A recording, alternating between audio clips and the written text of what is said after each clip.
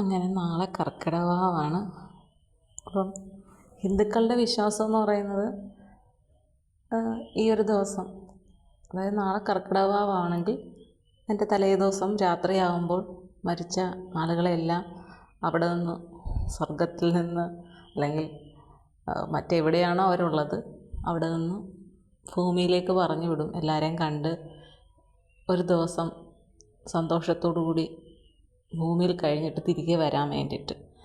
അപ്പോൾ ഹിന്ദുക്കളുടെ വിശ്വാസം അങ്ങനെ അവരെല്ലാവരും വരും. അപ്പോൾ അവർക്കൊക്കെ ഇഷ്ടപ്പെട്ട കാര്യങ്ങളൊക്കെ ഒരുക്കി, അല്ലേ, ആഹാരം ഒരുക്കി അവർക്ക് കൊടുക്കാനുള്ളതെല്ലാം കൊടുത്ത് അവരെ തിരിച്ച് പറഞ്ഞു വിടുക എന്നുള്ള രീതിയിലാണ്.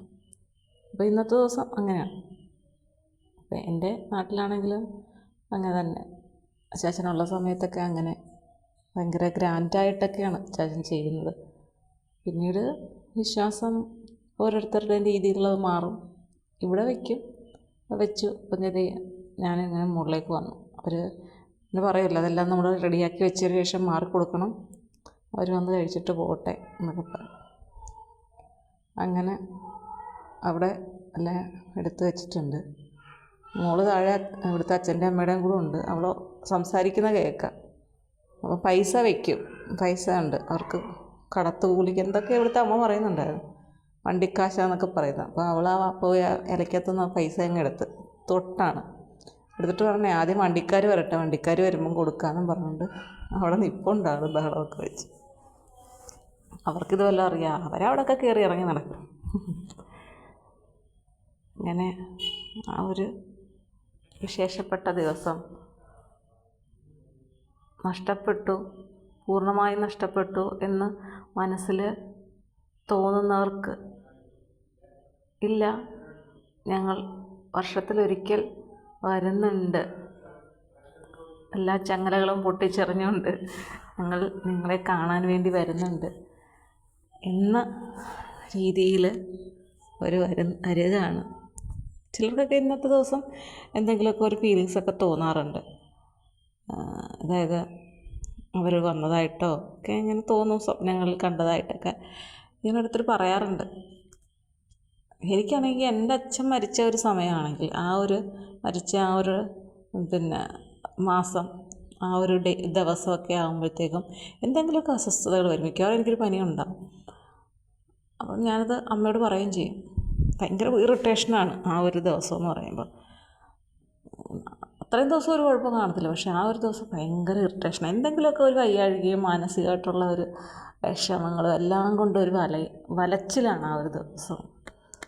ഇന്നത്തെ ദിവസം പ്രത്യേകിച്ച് അച്ഛന് വേണ്ടിയിട്ട് എനിക്ക് ചെയ്യാൻ എൻ്റെ കൺസെപ്റ്റ് ഇന്ന് വേറൊന്നാണ്. പിന്നെ നാളെ ചെയ്യേണ്ട ഒരു കാര്യമുണ്ട്. നാളെ നമ്മളെല്ലാവരും ആഹാരമൊക്കെ അവർക്ക് കൊടുക്കും. അപ്പോൾ അങ്ങനെ നമ്മളുടെ വിശ്വാസം കാക്കകളാണ്, അവർ ആ കാക്കകളുടെ രൂപത്തിൽ വരും എന്നുള്ളതാണ്. അപ്പം ആ ഒരു വിശ്വാസത്തിൽ കാക്കകൾക്ക് കൊടുക്കുന്ന ആയിക്കോട്ടെ, എന്തായാലും അതൊരു ജീവിയാണ്. അതിന് ഒന്ന് വയറ് നിറയ്ക്കാൻ എന്തെങ്കിലും നമുക്ക് കൊടുക്കാൻ പറ്റുന്നുണ്ടെങ്കിൽ അത് വലിയൊരു കാര്യമായിട്ട് എന്ന് ഞാൻ ചിന്തിക്കുന്നു. അപ്പോൾ അത് നാളത്തേക്ക് ഞാനതിന് വേണ്ടി കാത്തിരിക്കുന്നു. നഷ്ടങ്ങൾ എല്ലാം നഷ്ടം. അടുത്ത വർഷം ഇപ്പം VS മരിച്ചു. അപ്പോൾ അടുത്ത വർഷത്തെ വാവാകുമ്പോഴത്തേക്കും അവരുടെ വിശ്വാസം എന്താണെന്നറിയില്ല. വിശ്വാസം ഉണ്ടെങ്കിൽ തീർച്ചയായിട്ടും VSന് വേണ്ടിയും ഒരു നേരത്തെ അല്ലെങ്കിൽ ഒരു അദ്ദേഹത്തിന് ഇഷ്ടപ്പെട്ട കാര്യങ്ങളൊക്കെ ചേർത്ത് അവർ കാത്തിരിക്കും ഇതുപോലെ. ഇന്ന് ഒരുപാട് പേരിങ്ങനെ സ്റ്റാറ്റസ് ഇട്ടിട്ടുണ്ട്. ഈ നാട്ടിലത്തെ രീതി വെച്ചിട്ട് അവരെല്ലാം ഇങ്ങനെ സ്റ്റാറ്റസ് ഇട്ടിട്ടുണ്ട്, ഇത്രയും ചെയ്തിട്ടുള്ളത്. എന്തായാലും ഇതിനപ്പുറത്തേക്ക് ഏതൊരു വ്യക്തിയായാലും മരിക്കുന്നതിന് മുമ്പ് അവർക്ക് വേണ്ടിയിട്ട് എന്തെങ്കിലുമൊക്കെ കാര്യങ്ങൾ ചെയ്യാൻ കഴിയുന്നുണ്ടെങ്കിൽ അതാണ് ഏറ്റവും വലിയ മഹത്വം. മരിച്ചതിന് ശേഷം ചെയ്യുന്നതിലും നല്ലത് അവർ ജീവനോടിരിക്കുമ്പോൾ അവരുടെ ആഗ്രഹത്തിനനുസരിച്ച് എന്തെങ്കിലുമൊക്കെ ചെയ്തു കൊടുക്കുക. അതായത് ഒരു വാർദ്ധക്യാവസ്ഥയിൽ മറ്റൊരാളുടെ സഹായം വേണ്ട ഒരു സമയത്ത് നമ്മൾ ഏതെങ്കിലും വിധത്തിൽ അവരെ സഹായിക്കുന്നുണ്ടെങ്കിൽ അത് മതി.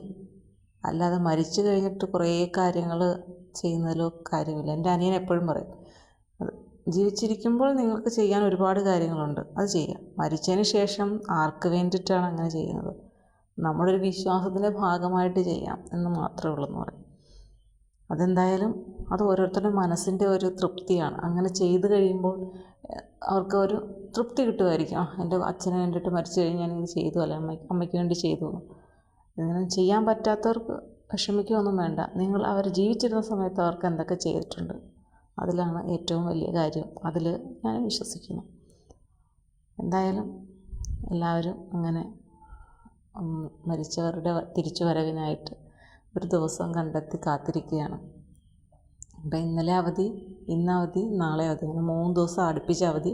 അതിനുശേഷം പിന്നെ വെള്ളിയാഴ്ച ഒരു ദിവസം പഠിത്തം, പിന്നെ ശനിയും ഞായറും അവധി.